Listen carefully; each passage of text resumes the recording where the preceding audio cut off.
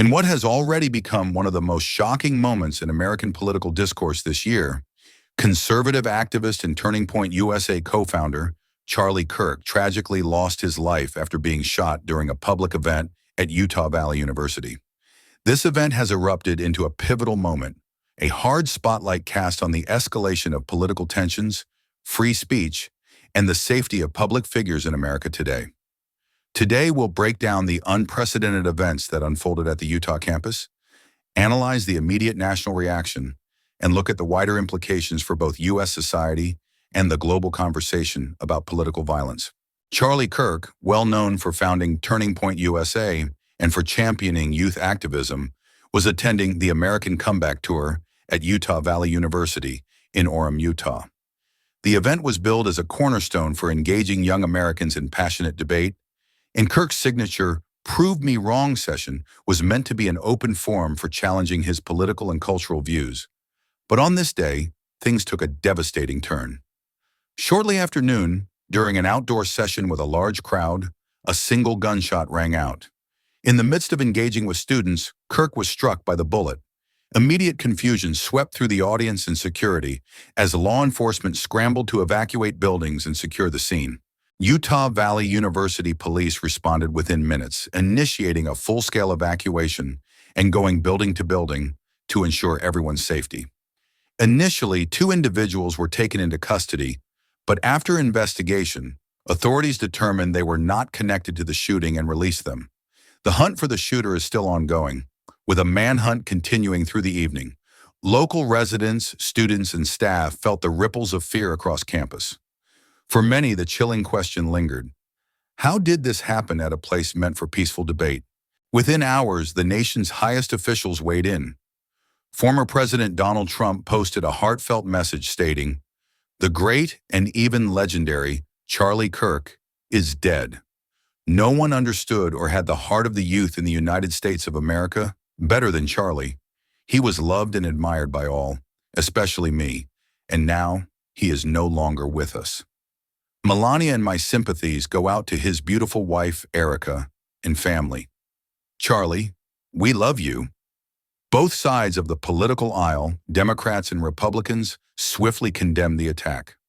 Lawmakers denounced the rise of political violence and called for greater unity, respect, and protection in America's often volatile public square. Charlie Kirk's death is not an isolated event, but the latest in a troubling pattern. In recent years, public figures from every political background have been targeted in acts of violence, intimidation, and harassment. Public forums, once safe spaces for free speech and civic engagement, are increasingly dangerous.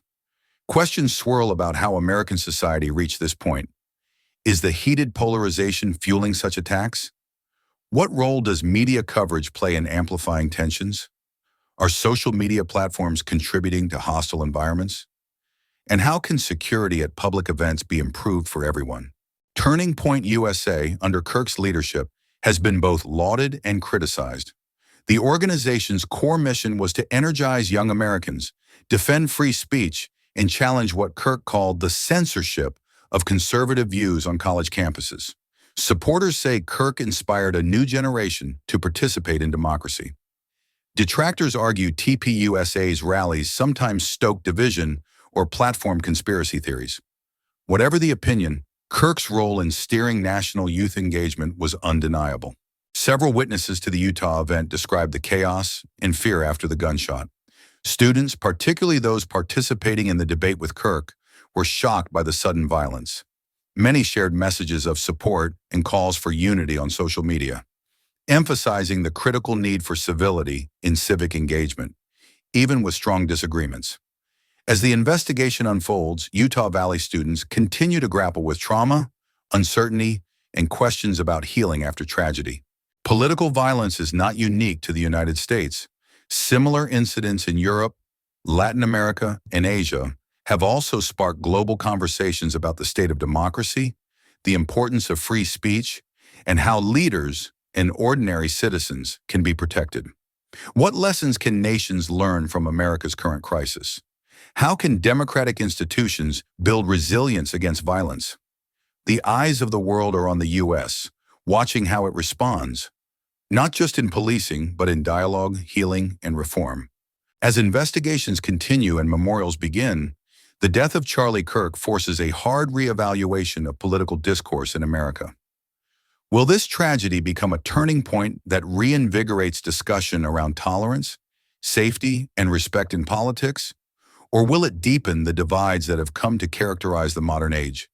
Let's remember, democracy thrives only when debate is robust but respectful, voices are free but protected, and disagreements never descend into violence.